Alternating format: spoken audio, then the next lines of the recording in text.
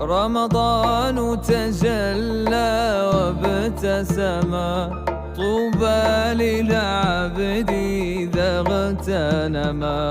رمضان تجلى وابتسما، طوبى للعبد إذا اغتنما.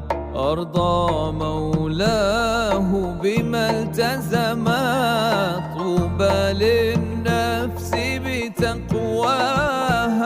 رمضان زمان الحسنات، رمضان زمان البركات،